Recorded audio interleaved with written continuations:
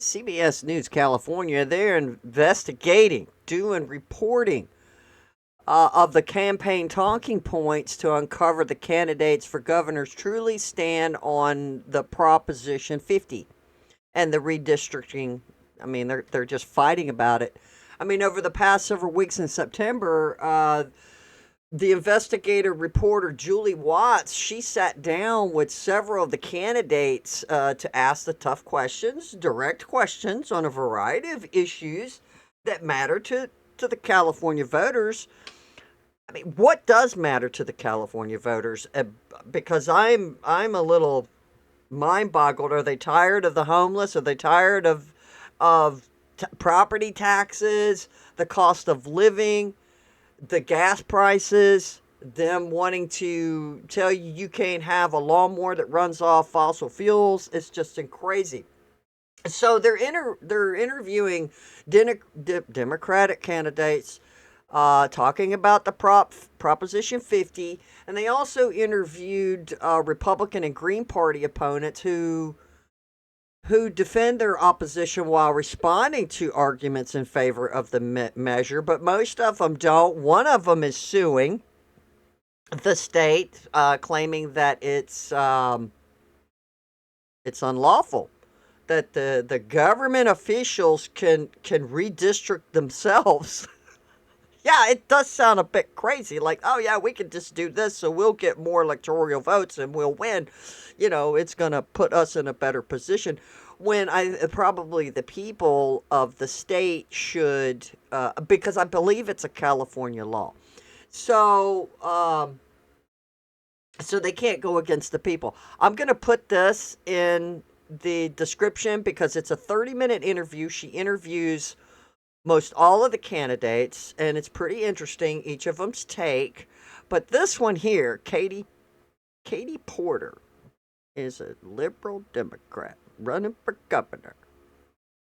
And keep in mind while we're watching this, maybe my mic's too hot mic. Um, while you're watching this, are the questions that the reporters asking her? How's her tone? Is she being aggressive with Katie Porter? Which is the reporter's name is Julie Watts. So is Julie being being an ass in the interview, or is she asking reasonable questions? Because pretty much she asked every other candidate the exact same questions. But Katie here gets offended. She gets offended. So just keep that in mind while you're watching this. Is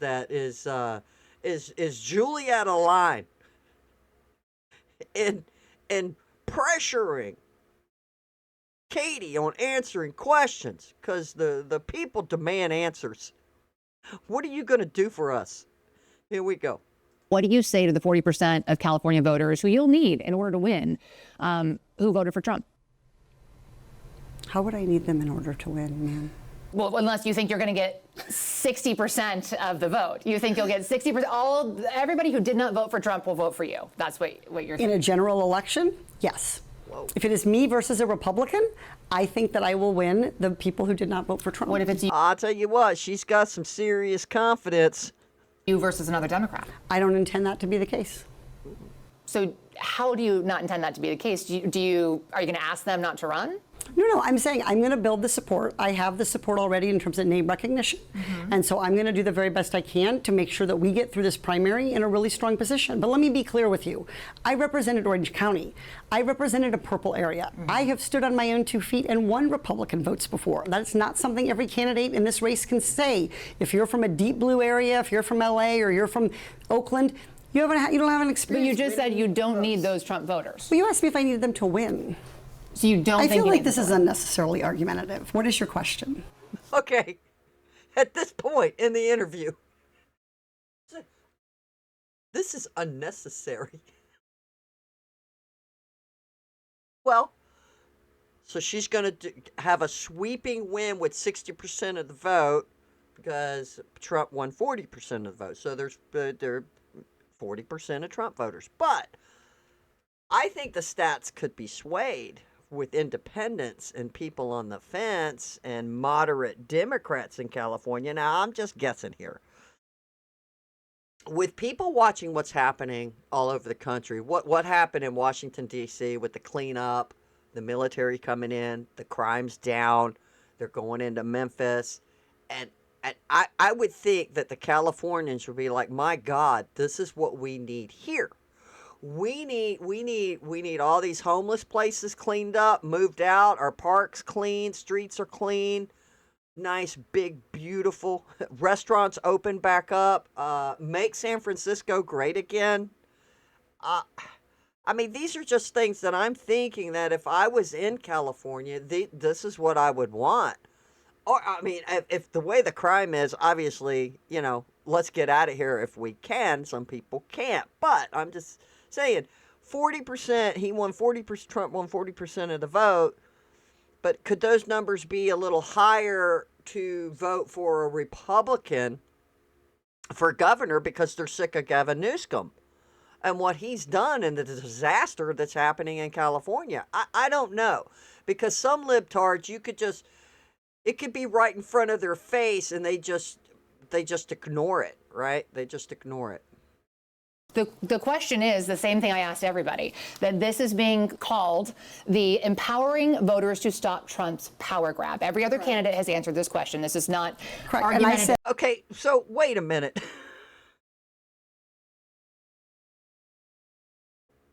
Elect me to be your governor to stop Trump power grab. How can Trump power grab a state?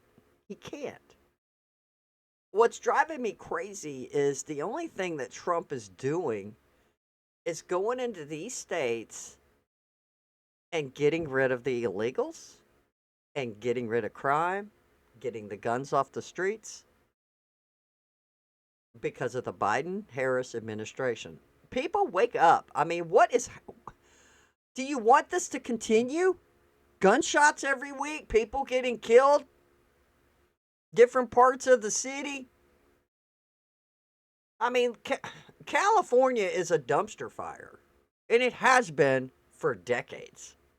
It's just gotten worse and worse and worse, especially with the border just being wide open. Like they couldn't handle what they already had. Then you had an influx of the border. And they got sanctuary cities. You got homeless encampments. I don't know if y'all have seen footage of, check out California Insider's YouTube channel. California's Insider. Go through a lot of the videos for over the last 2 years. They'll show you, there's videos. They're talking to a guy he's like an inspector or whatever, or he's an expert in RVs. So California has laws on RVs that they have to be inspected. You have to go to certain places to offload the waste, right? Because there's a bathroom. So you've got to suck out the crap out of your RV. But there's rows and rows of RVs down this one road. And then when they're walking down with the camera, you see like feces, urine, trash, and it's all heading down to what is that? The beach area down there that they took samples of the sand. You can't go on the sand. The fecal matter's just, you can't take your kids to the beach because of the homeless and the RVs who are parked there illegally. Yeah, my thing was starting to act up, so I slowed down. I'm so sorry. I don't know what's going on with my computer. But the point I'm trying to make is, if the Californians are seeing this in their news, I don't even know if their local news is covering this stuff, but they could see it with their own eyes, the people that are in these areas, and seeing the homeless encampments just invading all these streets, the graffitis everywhere, and apparently the campers are being bought by drug dealers at a dump or a wrecking place, right? They get these broken down RVs, park them, and then rent them to somebody for like $1,000 a month. Yeah, it's insane. It's insane that this has been going on. And this was last year. Now, I haven't did a follow-up on have they cleaned this up. I doubt it. Now, I know they cleaned up some parts of LA because they're wanting the Olympics to be there. I think Trump should deny them to have the Olympics there unless they clean up the whole damn state and get rid of the illegals and stop being a sanctuary city. But let's continue back with this because this is hysterical. Said I support it. So, and the question is, what do you say to the 40% of voters who voted for Trump? Oh, I'm happy to say that. It's the do you need them to win part that I don't understand. I'm happy to answer the question as you have it written, and I'll answer it. And we've also asked the other candidates, do you think you need any of those 40% of California voters to win? And you're saying, no, you don't. No, I'm saying I'm going to try to win every vote I can. And what I'm saying to you is that...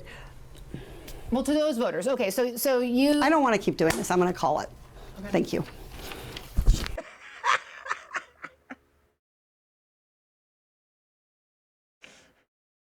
I don't know.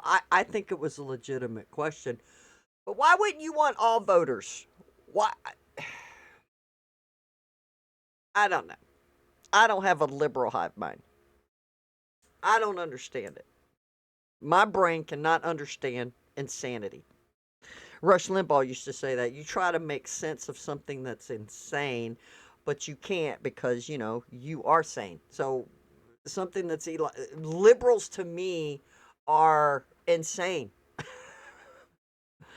I mean, need I list a list of woke agenda, men and girls locker rooms, men and women's sports? I mean, it's just the list goes on and on of the insanity on steroids.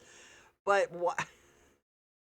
why do these libs don't want to appeal to all voters? I don't know.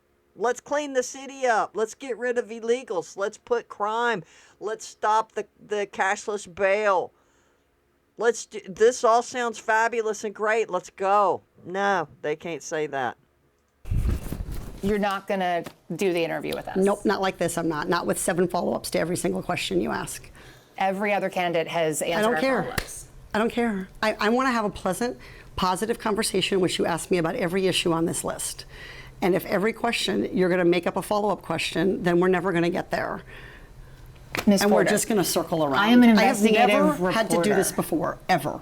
You've never had to have a conversation with to end a an reporter? interview. Okay, but every other candidate has done this. What part of I'm me? I'm running for governor because I'm a leader. So I am going to make... So you're not going to answer questions from reporters? Okay, why don't we go through? I will continue to ask follow-up questions because that's my job as a journalist, but I will... Well, wait a minute. If she's a leader, then she should be able to handle tough questions. Let's get back to...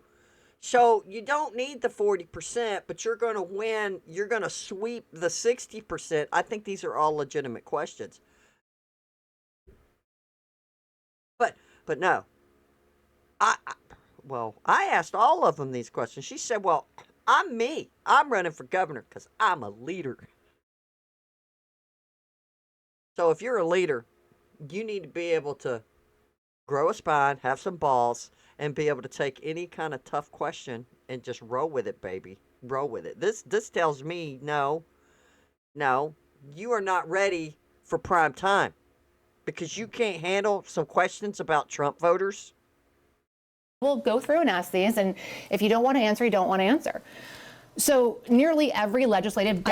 I don't want to have an unhappy experience with you, and I don't want this all on camera. I don't want to have an unhappy...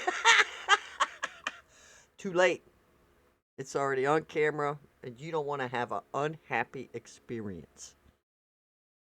So she wants to be like Kamala Harris. She's taken a play out of Kamala Harris's playbook that only do softball interviews to make me look gleaming and glorious and smart and intelligent, which that didn't happen for Kamala because she was just word salad even on these softball interviews that she did over her campaign stomping for president. So this just cracks me up. Happy experience with you either. I would love to continue to ask these questions so that we can show our viewers what every candidate feels about every one of these issues that they care about.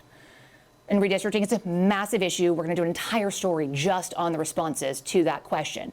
And I've asked everybody the same follow-up questions. So what do you say to those voters to get their vote back? Okay, well, so we didn't get the question on the redistricting from her, I take it.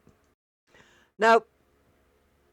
We didn't get her viewpoint on Proposition 50. Now, there's another Proposition 65 I just did a video on. What the hell? What the hell? Poor people of California, business owners, stores, restaurants who have this paper that could possibly have toxic waste on it. I mean, it's insane. You need to check out that video. It's crazy. Prop 65, or go look up Prop 65 and you'll see what I mean. It's just insane. I would have liked for them to bring that up. Like, why are you attacking businesses when you should be attacking the source of the people who produced the tape that goes into the receipt machine? I don't even know what those rolls are called. But it wasn't just that. It was also products sold out of the store or food. You got to warn your customers if they go pick up a thing of Clorox bleach or whatever it is to clean their bathroom. Like, hey, there's toxic chemicals in that. It's insane. You need to check out that video. But anyway, there you have it. There is Katie Porter running for governor. Democrat, libtard of California. And there you have it. She does not want an unpleasant experience with Julie Watts because Julie was asking hard, tough questions. Julie was mean to her. But anyway, there you have it. And have a great day.